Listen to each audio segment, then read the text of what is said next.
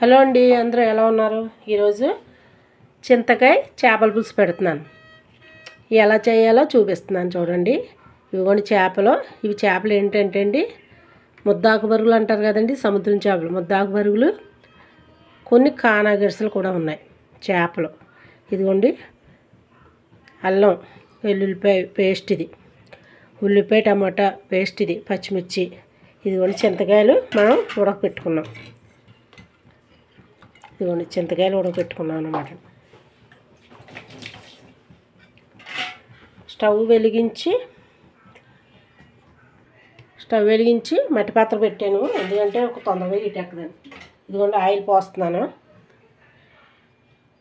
పెద్ద స్పూన్తో 3 స్పూన్లు ఆయిల్ వేస్తున్నాను.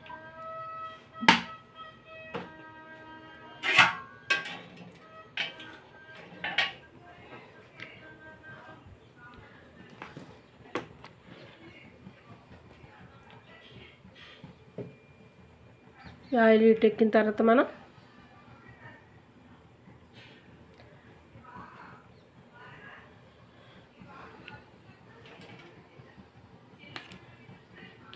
ఇదిగోండి పచ్చిమిర్చి వేసేస్తున్నాను.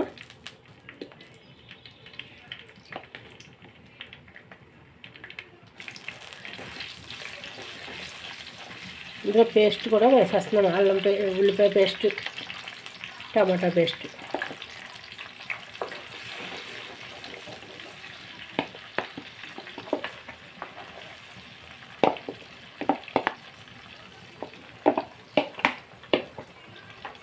ఇందులో మనం కొంచెం పసుపు వేసుకుని కొంచెం సాల్ట్ కూడా వేసుకున్నాం. కొంచెం పసుపు వేసాను.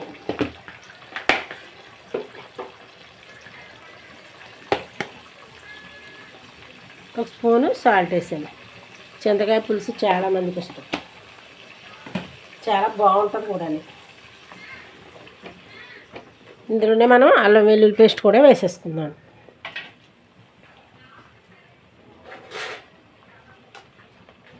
పేస్ట్ జీలకర్ర, ధనియాలు, అల్లం వెల్లుల్లిపాయ పేస్ట్ అన్నమాట. 2 స్పూన్లు వేస్తాను. చేపలు ఎక్కువగా ఉన్నాయి కదండి, 2 స్పూన్లు సరిపోతుంది. మనం దీన్ని శుభ్రంగా ఒక 5 నిమిషాలు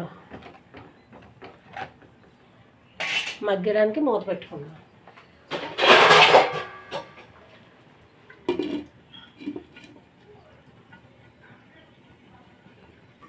ఒకసారి మూత తీసి చూస్తామండి.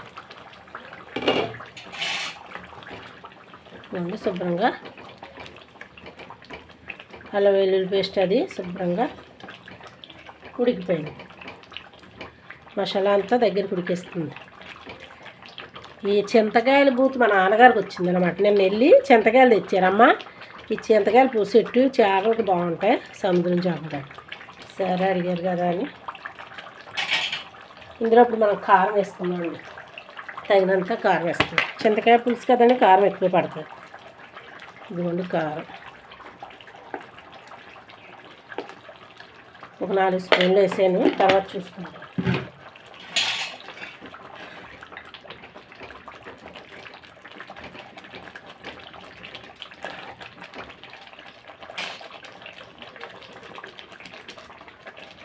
ఇప్పుడు ఇందులో మనం చేపలు వేసుకుందాం.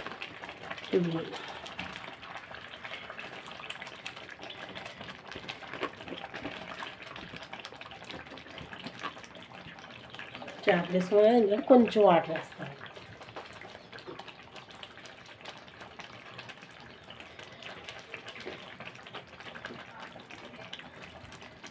కొంచెం వాటర్ వేసుకుంటే ఉడుకుతుంది.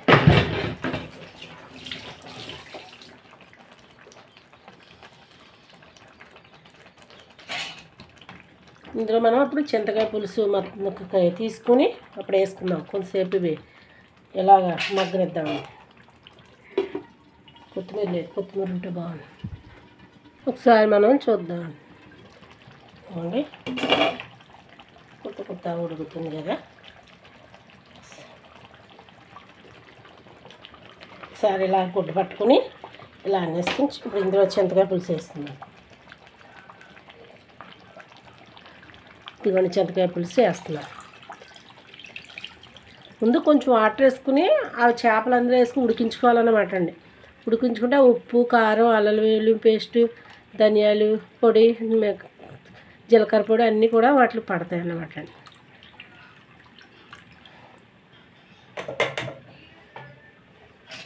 ఇప్పుడు మనం ఇలాగా కలిపి ఒక్కసారి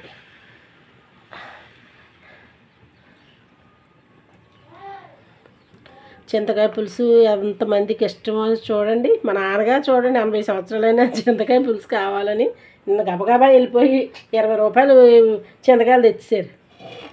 ఇంకా ఒకసారి మూత పెట్టుకుందాం. కొంచెం పులుసు ఉన్నది పిసికి వేసేస్తాను. మిగిలిన పులుసు కూడా వేసేసుకొని శుభ్రంగా మరగబెట్టుకుందాం.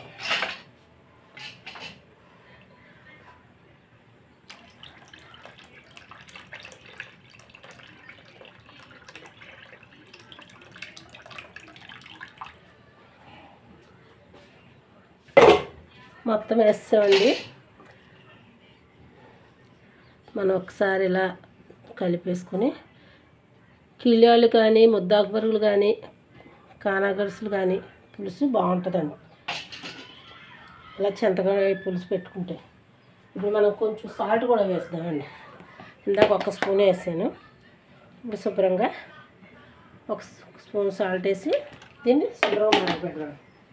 దీంట్లో కొంచెం కరివేపాకు కూడా వేస్తాం. కొత్తిమీర లేదు,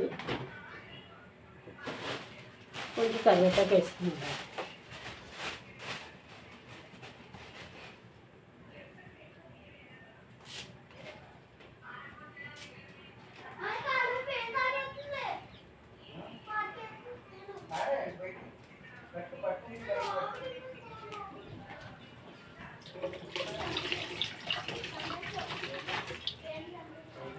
ఇదిగోండి కొంచెం కరివేపాకు వేసుకుందాం. కొత్తిమీర లేదు.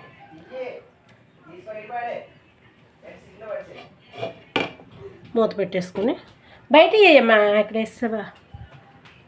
ఒకసారి మనం మూత తీసి చూసుకుందామండి.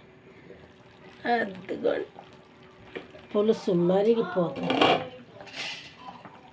ఒక్కసారి కలుపుకొని మనం ఉప్పు కారం కూడా చూసుకుని సరిపోతే వేసుకున్నాను.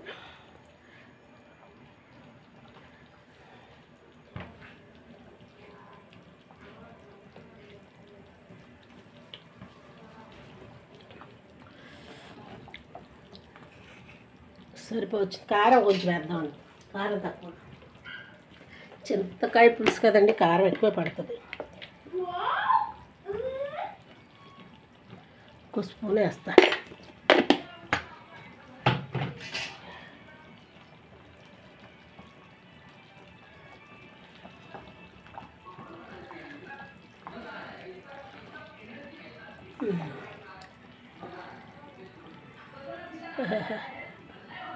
ఇవి ముళ్ళు ఉంటాయి కానీ పులుసు చాలా టేస్ట్గా ఉంటుందండి.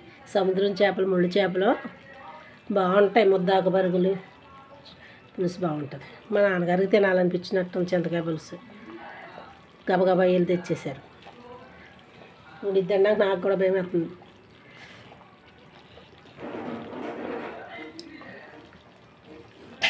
ఇంకొక 5 నిమిషాలు మరగబెడదాం. 2 నిమిషాలన్నా. నూనె వచ్చేస్తుంది కదండి చుట్టూని. ఆయిల్ వచ్చేస్తే కట్టేసుకుందాం. కొంచెం సిమ్లో పెడతాం. ఇదిగోండి ఒకసారి చూసుకుందాం.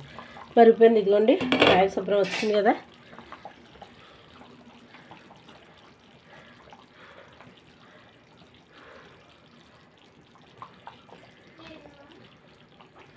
మరిగిపోయింది. చాలా బాగుందండి. ఉప్పు కారం అన్నీ కూడా సరిపోయాయి.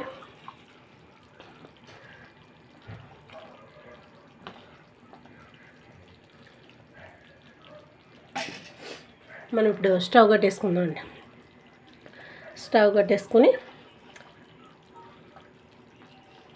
స్టవ్ కట్టేసాను.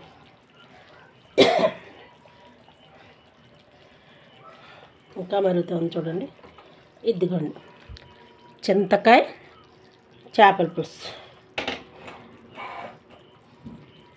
ఎలా ఉందో చూసి కామెంట్ బాక్స్లో కామెంట్ చేయండి. కుమి యూట్యూబ్ ఛానల్కి ఫాలో అవ్వండి, లైక్ చేసి షేర్ చేసి సబ్స్క్రైబ్ చేయండి. సబ్స్క్రైబ్ చేయట్లేదు, మీరు షేర్ కూడా చేయండి. మళ్ళీ రేపు ఇంకో కర్రీతో మీ ముందుకు వస్తాను.